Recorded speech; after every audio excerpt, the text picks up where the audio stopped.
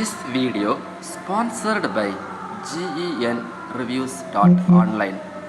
GENreviews.online is one of the review portal site. Website link https://genreviews.online. அனைவருக்கும் வணக்கம். நாம் இன்று பார்க்க போகும் பகவத்கீதை தொடரில் அத்தியாயம் 3 பகுதி 3 பார்க்க இருக்கின்றோம். கர்மயோகம். ஒருவன் அவரவர்களுக்கு விதிக்கப்பட்டு இருக்கும் கடமைகளை பிடிவாதமாக செய்யாமல் விட்டுவிட்டால் நிகழக்கூடிய தீமைகள் யாவை என்று பகவான் ஸ்ரீகிருஷ்ணர் எடுத்துரைக்கப் போகின்றார். எல்லா உயிரினங்களும் இயற்கைக்கு ஏற்றவாறு நடந்து கொள்கின்றனர். அதாவது இயற்கையின் போக்கில் தம்முடைய செயல்பாடுகளின் மூலம் தமக்கான கடமைகளையும் கர்மங்களையும் செய்து கொண்டே இருக்கின்றன. எல்லா குணங்களையும் கடந்து இருக்கக்கூடிய ஞானிகள் கூட இயற்கைக்கு கட்டுப்பட்டு தனக்கான கடமைகளை செய்வதில் எவ்விதமான விருப்பும் வெறுப்பும் இன்றி செயல்படுகின்றார்கள். இவ்விதம் அவர்களுக்கு இருக்கும் பொழுது பிடிவாதமாக மனிதன் ஒரு வேலையும் செய்யாமல் இருப்பதினால் அவனுக்கு என்ன லாபம் ஏற்படும்? அவனுடைய பிடிவாதம் தான் என்ன செய்யும்? மனிதன் அவனுக்கு விதிக்கப்பட்டிருக்கும் தர்மங்களில் இருந்து கடமைகளை செய்யாமல் இருப்பதினால் தர்ம கர்ம பந்தத்திலிருந்து ஈடுபடலாம் என்ற பிடிவாதத்தை விடுத்து இயற்கையாக ஏற்படக்கூடிய செயல்களையும் செய்து கொண்டே கர்ம பந்தத்திலிருந்து விடுபட முயல வேண்டும். இந்த முறையில் மனிதன் கர்ம பந்தத்திலிருந்து விடுபட்டு அதில் வெற்றி கொண்டால் அவன் சம்சார சக்கரத்தில் இருந்து விடுபடுவது மட்டுமல்லாமல் என்னிடம் சரணடைகின்றான். ஒருவேளை தனக்கான கடமைகளை பிடிவாதமாக செய்யாமல் இருந்தால் அவன் சம்சார சக்கரத்திலிருந்து விடுபட முடியாமல் மென்மேலும் சிக்கல்களை உருவாக்கி இறப்பு பிறப்பு என்னும் சக்கரத்தில் சுழன்று கொண்டே இருக்க வேண்டும். அதனால் அவனுடைய கர்ம பலன் குறைவதை விடுத்து அதிகரித்து கொண்டே இருக்கும் என்று பகவான் ஸ்ரீகிருஷ்ணர் கூறுகின்றார். அவரவர்களுடைய இயல்புக்கு ஏற்றவாறு அவரவர்களுக்கு விதிக்கப்பட்டிருக்கும் கடமைகளை ஆற்றும் பொழுது எவ்விதம் கர்ம பந்தத்திலிருந்து விடுதலை பெறுகின்றோம் என்பதை பகவான் ஸ்ரீகிருஷ்ணர் எடுத்துரைக்கப் போகின்றார். மனிதனுக்கு ஒரு சமயத்தில் மகிழ்ச்சி ஏற்படுகின்ற ஒரு பொருள் இன்பமாகவும் அந்த பொருளானது அனுகூலமாகவும் இருப்பதாக எண்ணுகின்றான். அந்த பொருளின் மீது அவன் அறியாது ஒரு பற்றும் ஆசையும் அவ்விடத்தில் உருவாகின்றது. அதே பொருள் சில நேரங்களில் அவனுக்கு மகிழ்ச்சி அளிப்பதற்கு பதிலாக துன்பத்தையும் அளிக்கின்றது. துன்பத்தை அனுபவித்த மனிதன் மனமானது அந்த பொருளை வெறுக்க துவங்குகின்றது. உண்மையில் எந்த ஒரு பொருளும் துன்பத்தையோ இன்பத்தையோ அளிக்கும் விதத்தில் உருவாக்கப்பட்டதல்ல. அதை ஏற்றுக்கொள்ளக்கூடிய மனிதனுடைய எண்ணத்திற்கு ஏற்றவாறு அந்த பொருள் தனக்கு இன்பத்தை கொடுக்கின்றது அல்லது துன்பத்தை கொடுக்கின்றது என்பதை எண்ணுகிறான். ஆகவே ஒவ்வொரு பொருட்களின் மீதும் விருப்பு வெறுப்புகள் உண்டாகின்றன அல்லது அதை பயன்படுத்தக்கூடிய புலன்களுடைய செயல்பாடுகளில் விருப்பு வெறுப்புகள் உண்டாகின்றன. ஆனால் சாஸ்திரங்களில் விதிக்கப்பட்டிருக்கும் கர்மங்களையும் அவரவர்களின் கடமைகளை செயலாற்றும் பொழுது மனதோடு புலன்களோடும் போக்கத்தை அளிக்கக்கூடிய பொருளானது இணையும் பொழுதோ அல்லது விலகும் பொழுதோ விருப்பு வெறுப்பு என்ற எண்ணம் கொள்ளாமல் வெற்றி தோல்வி லாப நஷ்டம் போன்றவற்றில் சம பாவனையோடு செயல்படுவது, விருப்பு வெறுப்புகளுக்கு ஆட்படாமல் இருப்பது மிகவும் முக்கியமானதாகும். ஏனென்றால் விருப்பு வெறுப்புகளுக்கும் மனமானது ஆட்படுவதினால் மனிதன் தவறான கருத்துக்களால் தூண்டப்பட்டு அவனுடைய இலக்கிலிருந்து மாற்றம் அடைகின்றான். செய்வது தவறு என்று தெரிந்தாலும் அதை செய்ய துணிகின்றான். ஆகவே ஒவ்வொரு மனிதனும் பகவானை சரணடைந்து விருப்பு வெறுப்புகளை கடந்து செல்ல வேண்டும். மனிதர்களின் முதல் எதிரி என்பது இந்த விருப்பு வெறுப்புக்கள் ஆகும் என்று பகவான் ஸ்ரீ கிருஷ்ணர் கூறுகின்றார்.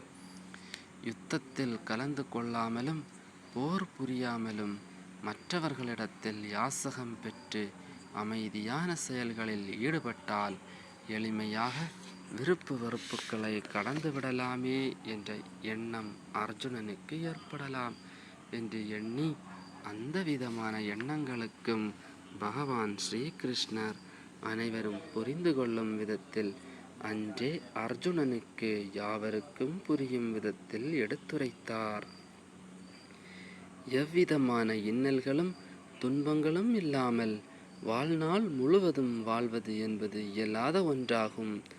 அதைப்போல தான் பிறருடைய கடமைகளை செய்வதை காட்டிலும் குறைகள் இருந்தாலும் அவரவர்களுக்கு விதிக்கப்பட்டிருக்கும் கடமைகளை செய்வது என்பது மிகவும் உயர்ந்ததாகும். எவனொருவன் வாழ்நாள் முழுவதும் தனக்காக விதிக்கப்பட்டிருக்கும் கடமைகளை கடைபிடிக்கின்றானோ அவன் இறந்த பின்பு தன்னுடைய விருப்பத்தின் அடிப்படையிலேயே சொர்க்கத்தையும் மோட்சத்தையும் பெறுகின்றான் என்பதில் எவ்விதமான ஐயமும் இல்லை.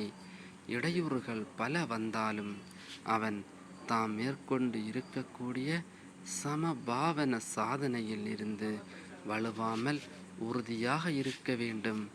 ஒருவேளை தான் மேற்கொண்டிருக்கும் இந்த சாதனையை மேற்கொள்ளும் பொழுது மரணம் ஏற்பட்டாலும் அந்த மரணமும் அவனுக்கு மேன்மை அளிக்கும் என்று இதிகாசங்கள் மற்றும் புராணங்களில் பல உதாரணங்கள் காண கிடைக்கின்றன.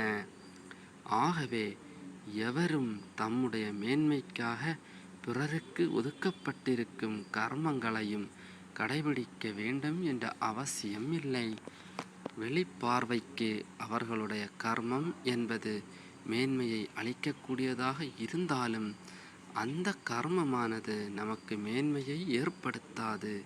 அதற்கு மாறாக அந்த கடமையை யார் செய்ய வேண்டுமோ அவர்கள் செய்யாமல் பிறர் எவரேனும் அவர்களுக்காக விதிக்கப்பட்டிருக்கும் கடமைகளை செய்யும் பொழுது அதில் நன்மைக்கும் பதிலாக மனதில் பயமும் துன்பமும் ஏற்படும் என்று கூறுகின்றார் பகவான் ஸ்ரீ கிருஷ்ணர். சமதர்ம பாவனையுடன் செயல்படும் பொழுது இவ்வளவு நன்மைகள் இருப்பதை அறிந்து கொண்ட அர்ஜுனனுக்கு மனதில் ஒரு ஐயம் இவ்விடத்தில் ஏற்பட துவங்கியது. தனது மனதில் தோன்றிய எண்ணங்களை பகவான் ஸ்ரீகிருஷ்ணரிடம் எடுத்துரைக்கப் போகின்றார் அர்ஜுனன். அர்ஜுனன் கிருஷ்ணரை நோக்கி, மற்ற உயிரினங்களை காட்டிலும் நன்மை எது தீமை எது என்பதை நன்றாக பகுத்தறிந்து புத்தியிலும் விவேகத்திலும் சிறந்து விளங்கக்கூடியவர்கள் இச்செயலை மேற்கொண்டால் நன்மைகள் உருவாவதற்கு பதிலாக தீமைகள் ஏற்படும் என்பதை அறிந்து அந்த செயலை செய்யாமல் தவிர்த்து விடுகின்றனர். ஆனால் நோயினால் பாதிக்கப்பட்ட நோயாளி சபலம் காரணமாக தனக்கு பிடித்த உணவினை விரும்பி உண்ணுவது போல தன்னையும் அறியாமல் பாவச் செயலில் ஈடுபடுகின்றார்கள் சிலர். மனிதனுடைய வாழ்க்கையில் பாவ செயலில் ஈடுபடுவது யார்? ஒருவேளை பகவானே மனிதர்களை பாவ செயல்களை செய்ய தூண்டுகின்றாரோ அதனால்தான் செய்த பாவ செயல்களிலிருந்து அவர்களால் மீள முடியவில்லையா? அல்லது ஏதாவது காரணத்திற்கு கட்டுப்பட்டு அவர்கள் பாவம் செய்ய வேண்டிய சூழ்நிலை உருவாகின்றதா? அல்லது இதற்கு ஏதேனும் வேறு உதாரணம் உண்டா என்று தன் மனதில் தோன்றிய ஐயங்களை கிருஷ்ணரிடம் உரைத்தார். அர்ஜுனன் வினாவிய வினாவிற்கு விடையளிக்கும் பொருட்டு பகவான் ஸ்ரீ கிருஷ்ணர் கூறத் துவங்குகின்றார். மனிதர்களின் உடலில் இருக்கக்கூடிய ஒவ்வொரு புலன்களும் அதனோடு தொடர்பு கொண்ட பொருட்களின் மீது உள்ள விருப்பு வெறுப்பு தான் மனிதர்களை தவறான பாதைக்கு அழைத்து செல்லும். அந்த தவறான பாதையில் அழைத்து செல்வதன் முழு உருவம் என்பது காமமும் குரோதமும் ஆகும்.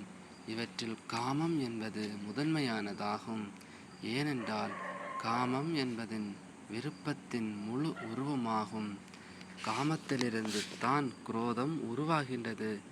ஒருவரின் மனதில் தோன்றக்கூடிய விருப்பம், ஆசை ஆகியவற்றிலிருந்து காமம் உருவாகின்றது.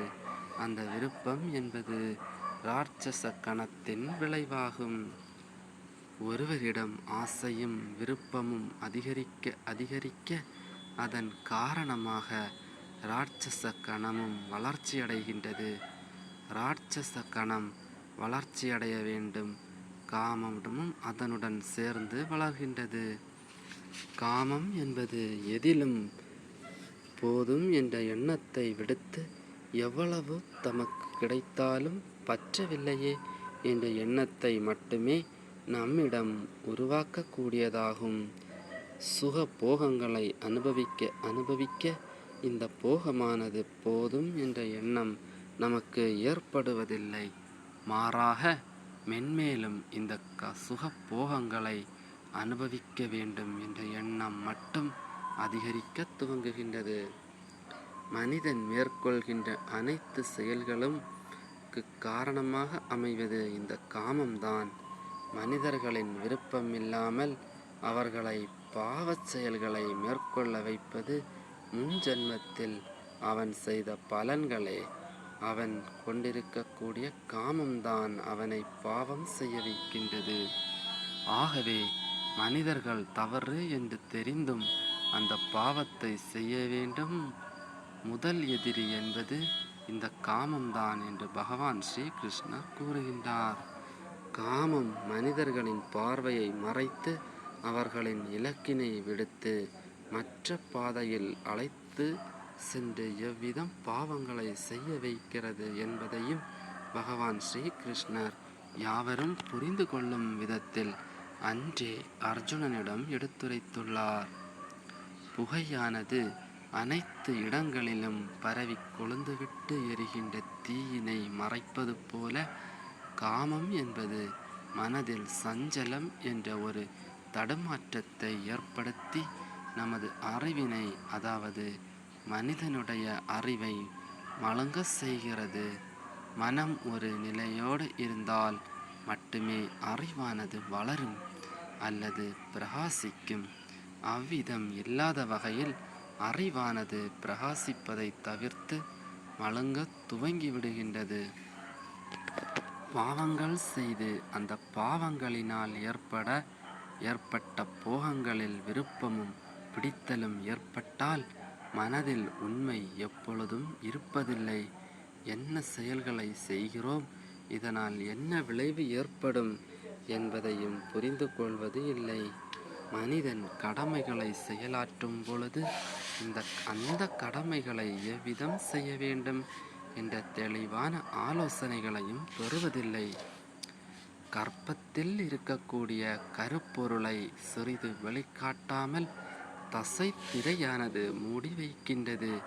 அஞ்ஞான சிந்தனைகளின் மறைவில் அகப்பட்ட மனிதன் தூக்கம், சோம்பல் போன்ற தோற்றங்களில் வீழ்ந்து எதை பற்றியும் சிந்தனை கொள்ளாமல், ஆராயவும் இல்லாமல் அதன் முழுவதுமாக ஆழ்ந்து விடுகின்றான். காமம் என்பது மனிதர்களின் உள்ளத்தில் போகங்களை வளர்த்து அந்த போகங்களின் மூலமாக பேராசையை உருவாக்கி மனிதர்களுடைய மனதையும் அறிவையும் தடுமாற வைக்கின்றது. இந்த தடுமாற்றத்தினால் மனிதன் என்ன செயல்களை செய்கின்றான் என்பதையும் அறியாமல் பாவச் செயல்களை செய்ய தூண்டி மனதில் பலவிதமான சுமைகளையும் அழுத்தத்தையும் சேர்க்கின்றது. இவற்றின் விளைவாக ஏற்படக்கூடிய சோம்பலையும் தூக்கத்தையும் செயல்களில் ஊக்கமின்மையும் சுகம் என்று எண்ணி அந்த சுகத்திற்காக எதையும் செய்யக்கூடிய விவேகமற்றவனாக மாற்றி விடுகின்றது. இவ்விதமாக காமம் மனிதர்களின் அறிவை மழுக்கின்றது என்பதை பகவான் ஸ்ரீ கிருஷ்ணர் அர்ஜுனனிடம் உரைத்தார். நெருப்பு என்பது எல்லையற்று பற்றி எரிவது போல காமமும் எதிலும் திருப்தி அடையாமல் மனிதர்களின் மனதில் எவ்விதம் செயல்பட்டு அவர்களை பாவங்களை செய்ய வைக்கின்றது என்பதையும் பகவான் ஸ்ரீ கிருஷ்ணர் எடுத்துரைக்கப் போகிறார். அர்ஜுனா, நெருப்பில் எத்தனை நெய்யும் விறகும் போட்டாலும் நெருப்பானது ஒருபோதும் திருப்தி அடைவது இல்லை. மாறாக மென்மேலும் விறகுகளை போட்டாலும் தன்னுடன் சேர்ந்து எரித்து கொண்டே இருக்கும். நெருப்பினை எவற்றினாலும் நிரப்பவும் முடியாது, திருப்திப்படுத்தவும் முடியாது. அதே போல தான் காமமும் போகங்களை அனுபவிக்க மனிதர்களிடத்தில் இருக்கக்கூடிய காமமானது நெருப்பைப் போல மென்மேலும் வளர்ந்து கொண்டே இருக்கும். தவிர ஒருபோதும் போதும் என்ற திருப்தி ஏற்படுவதில்லை. இந்த காமமானது ஞானிகளுக்கு பகைவன் ஆவான். ஏனென்றால் இந்த காமம் சாதனை புரிய விரும்புவோரின் உள்ளத்தில் விவேகம், வைராக்கியம், பற்றற்ற தன்மைகள் போன்றவற்றை அவர்களின் மனதில் நிலைக்க விடுவதில்லை. இந்த காமம் ஞானிகளுக்கு மட்டும் பகைவன் அல்லாது மானுடர்களாக பிறந்த அனைவருக்கும் சத்ருவான காமம் அவன் இருக்கும் நிலையில் இருந்து கீழே தள்ளிவிடும். விவேகம் இல்லாதவன் போக சுகங்களை அனுபவிக்க அதில் எண்ணமும் விருப்பமும் கொண்டு இந்த காமத்தினை தன்னுடைய நண்பனாக கருதி பிறப்பின் நோக்கத்தை அறியாமல், அதாவது ஞானத்தை மறைத்து போகத்திலேயே அவனுடைய வாழ்க்கையை வாழ வைத்து பிறப்பு இறப்பு என்னும் சம்சார சக்கரத்தில் மீண்டும் மீண்டும் சுழல வைக்கின்றது என்று பகவான் ஸ்ரீ கிருஷ்ணர் கூறுகின்றார். காமமானது பூமியில் பிறந்த அனைத்து ஜீவன்களையும் எவ்விதத்தில் ஆட்கொள்கிறது, அதை எவ்விதத்தில் அழித்து, அதாவது ஞானத்தை பெறுவதற்கு மறைவாக இருக்கக்கூடிய காமத்தை அழிப்பதற்கான உபாயம் எதுவென்று பகவான் ஸ்ரீ கிருஷ்ணர் எடுத்துரைக்கப் போகின்றார். மனிதர்களிடத்தில் இருக்கக்கூடிய புலன்கள், மனம், புத்தி ஆகியவை காமத்தின் இருப்பிடமாகும். மனிதர்கள் தங்களுடைய வாழ்க்கையில் மேன்மைக்கு செல்வதை தவிர்க்கக்கூடிய, அதாவது தடுக்கக்கூடிய மிகப்பெரிய சத்ரு என்பவன் காமம் ஆவான். காமம் மனிதரிடத்தில் இருக்கக்கூடிய புலன்கள், மனம், புத்தி ஆகியவற்றில் சிற்றின்பம் என்னும் பொய்யான மாயையான சுகங்களில் விருப்பம் கொண்டு அந்த விருப்பத்தை அடைவதற்காக தன்னால் முடிந்த அளவு அதிகாரங்களையும் அதற்கான செயல்களையும் செய்ய வைக்கின்றது. சிற்றின்ப சுகத்தின் மாயையில் வீழ்ந்த மனிதன் அவனுள் இருக்கக்கூடிய ஞானத்தினை மறைத்து சம்சாரம் என்னும் சூழலில் அடைந்து விடுகின்றது. பரமாத்மாவை அடைந்து மோட்ச வாழ்வை பெற வேண்டும் என்ற எண்ணத்தினை அவனிடத்தில் உருவாக்காமல் அவனை மென்மேலும் பல பாவங்கள் மற்றும் பழிச்செயல்கள் யாவற்றையும் செய்ய வைத்து இறப்பு பிறப்பு சக்கரத்தில் சுழல விடுகிறது. மட்டுமல்லாமல் மற்ற உயிர்களிலும் மேம்பட்ட உயிரினமாக இருக்கக்கூடிய மனித வாழ்க்கையினை சீரழித்து விடுகின்றது. காமம் என்னும் சத்ரு எந்தெந்த இடங்களில் மறைந்திருந்து தனக்கான பணியினை எவ்விதம் செய்து கொண்டிருக்கின்றது என்பதை எடுத்துக்காட்டி இனி யாவருக்கும் எதிரியான சத்ருவாக இருக்கக்கூடிய காமத்தினை எவ்விதம் அழிக்க வேண்டும் என்பதை எடுத்துரைத்து அதனை கொன்றுவிடு என்று அர்ஜுனனுக்கு ஆணையிடப் போகின்றார் பகவான் ஸ்ரீ கிருஷ்ணர். மனிதர்களிடத்தில் ஏற்படுகின்ற அனைத்து வகையான பாவச் செயல்களுக்கும் அடிப்படை காரணமாக இருக்கக்கூடிய காமமானது முதலில் புலன்களில் நுழைந்து அவற்றின் மூலமாக மனதையும் புத்தியையும் தன் வசமாக்கி பிறப்பின் இலக்கினை அடைய விடாமல் தன்னுடைய விருப்பம் போல செயல்பட வைத்து பாவச் செயல்களையும் கர்மத்தையும் அதிகப்படுத்துகின்றது. காமம் என்பது அஞ்ஞானத்தில் இருந்து தோன்றியதாகும். யாரையும் விழித்து கொள்ளாமல், அதாவது சிந்தித்து செயல்படாமல் இருக்க வைப்பதாகும். அதனால் அர்ஜுனா, முதலில் நீ உன்னுடைய புலன்களை வசப்படுத்தி அதன் மூலம் ஞானத்தையும் விஞ்ஞானத்தையும் அளிக்கும் சக்தி வாய்ந்த பெரும் பாவியான இந்த காமத்தை நிச்சயமாக ஒழித்திட முடியும். அர்ஜுனா, புலன்களை வசப்படுத்துதல் என்பது அவ்வளவு எளிதான காரியமல்ல. புலன்களை வசப்படுத்த வேண்டும் என்றால் பயிற்சியாலும் வைராக்கியத்தாலும் மட்டுமே வசப்படுத்த இயலும். வைராக்கியத்தின் மூலம் நல்ல பயிற்சிகளின் அடிப்படையிலும் மனதில் ஏற்படக்கூடிய காமத்தினை அழிக்க இயலும். ஞானமும் விஞ்ஞானமும் ஒரு முறை உன்னிடத்தில் இருந்து வெளிப்பட்டு விட்டால் உன்னிடத்தில் இருக்கக்கூடிய காமம் என்பது முழுவதுமாக வேரோடு அழிந்துவிடும். பிறகு உன்னிடத்தில் இருக்கக்கூடிய ஞானத்தையும் விஞ்ஞானத்தையும் அளிக்கக்கூடிய சக்தி என்பது எதற்கும் இல்லை என்று பகவான் ஸ்ரீகிருஷ்ணர் கூறுகின்றார். புலன்களை வசப்படுத்தினாலும் ஜீவாத்மா மயங்கிய நிலையில் இருக்கும் பொழுது எவ்விதத்தில் காமத்தினை அழிக்க இயலும் என்பதையும், காமத்தை அழிக்க இயலும் பொழுது அவரவர்கள் இடத்தில் இருக்கக்கூடிய ஆத்மாவின் உண்மையான ஸ்வரூபத்தையும் பலத்தையும் எடுத்துரைக்கப் போகின்றார் பகவான் ஸ்ரீகிருஷ்ணர். உடலானது தேர் என்றும், தேரினை இழுத்து செல்லக்கூடிய குதிரைகள் என்பது புலன்கள் என்றும் எண்ணினால், தேரினை இழுத்து செல்லும் வல்லமை என்பது குதிரைகளிடத்தில் தானே இருக்கின்றது. ஆகவே புலன்கள் ஸ்தலமான உடலை தன்னுடைய விருப்பப்படி நடத்தி செல்கின்றது. ஆகவே உடலை காட்டிலும் புலன்கள் என்பது மேலானதாகும். அவை உயர்ந்த தன்மையுடையவை, மிகுந்த பலம் கொண்டவை. ஆனால் சிறியவை. இந்த புலன்களை காட்டிலும் உடலில் இருக்கக்கூடிய மனமானது மேலானது. மனதை காட்டிலும் புத்தி என்பது அதைவிட மேலானது. புத்தியை விட எது மேலானது என்று பார்த்தால் அது ஆத்மாவாகும். ஸ்தூல உடலில் புலன்களை விடவும் மனிதனை விடவும் ஏன் புத்தியை விடவும் மிகுந்த பலம் வாய்ந்தது, அதிக சக்தி நிறைந்தது எதுவென்றால் அது அவனிடத்தில் கூடிக்கொண்டே இருக்கக்கூடிய ஆத்மாவாகும் என்பதை அனைவரும் புரிந்து கொள்ளுதல் வேண்டும். புத்தியாகிய தேரோட்டி விவேக சிந்தனையுடன் மனம் என்ற கடிவாளத்தை உறுதியாக இழுத்து பிடித்தால் அவனுடைய புலன்களாகிய குதிரைகள் அவனுடைய விருப்பத்திற்கு ஏற்றாற்போல் வசப்படும். காமத்தினை முழுவதுமாக அழித்து பரிசுத்தமாக இருக்கக்கூடிய மனம், புத்தி, புலன்களோடு கூடிய ஆத்மாவான மனிதன் எந்நிலையிலும் திரும்ப வர இயலாத பரமபதத்தை அடைவான் என்று பகவான் ஸ்ரீகிருஷ்ணர் இவ்விடத்தில் கூறுகின்றார்.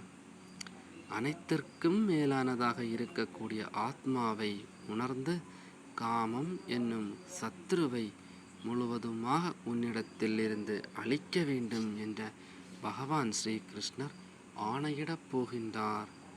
நீண்ட புஜங்களை உடைய அர்ஜுனா, புத்தியை காட்டிலும் ஆத்மா மிகவும் மேலானது. ஆன்மா பலத்தினால் புத்தியின் மூலமாக மனதினை வசப்படுத்தி எவராலும் வெற்றி கொள்ள முடியாத, யாவருக்கும் சத்துருவாக இருக்கக்கூடிய காமத்தினை வென்று கொன்று விடுவாயாக என்று பகவான் ஸ்ரீகிருஷ்ணர் அர்ஜுனனுக்கு ஆணையிடுகிறார். நிகழ்ந்ததையும் நிகழ்ந்து கொண்டிருப்பதையும் நிகழப்போவதையும் நிதர்சனமான நித்தியத்துவத்தையும் அறிந்திருந்த பரம்பொருளான பகவான் பல ஞானங்களை பெறுவதற்கான வழிகளையும் எதிர்காலத்தில் நிகழப்போவதை முன்பே அறிந்திருந்ததன் பொருட்டு நமக்காக பல தகவல்களையும் பல செய்திகளையும் பல இக்கட்டான சூழ்நிலைகளில் நிறைந்திருக்கக்கூடிய போர்க்களத்தில் அர்ஜுனனின் மனதினை தெளிவுபடுத்தும் எண்ணத்தோடு அர்ஜுனனுக்கு பகவான் ஸ்ரீகிருஷ்ணர் பல பல நல்ல கருத்துக்களையும் தத்துவங்களையும் எடுத்து உரைக்கிறார். பகவான் ஸ்ரீகிருஷ்ணர் 4வது அத்தியாயத்தில் தாம் இந்த பூமியில் மனித உருவத்தில் அவதரித்து இருப்பதற்கான காரணத்தையும் அதற்குள் இருக்கக்கூடிய இரகசியத்தையும் தத்துவத்தோடு இணைந்து இருக்கக்கூடிய கர்மயோகம் யாவற்றையும் எல்லோருக்கும் புரியும் வகையில் எடுத்துரைத்து எல்லாவற்றுக்கும் பயனாக இருக்கக்கூடிய பரமாத்மாவின் உண்மையான ஞானத்தை பற்றி நம் அனைவரிடத்திலும் கூறும் பொருட்டு அன்றே பகவான் ஸ்ரீகிருஷ்ணர் அர்ஜுனனிடத்தில் எடுத்துரைத்து சென்றுள்ளார். இத்துடன் அத்தியாயம் 3 பகுதி 3 நிறைவு பெறுகின்றது. அடுத்த அத்தியாயத்தை இனிவரும் தொடரில் பார்க்கலாம். நன்றி. மறக்காம சப்ஸ்கிரைப் பண்ணுங்க. This video sponsored by GENreviews.online. GENreviews.online is one of the review portal site. Website link https://genreviews.online.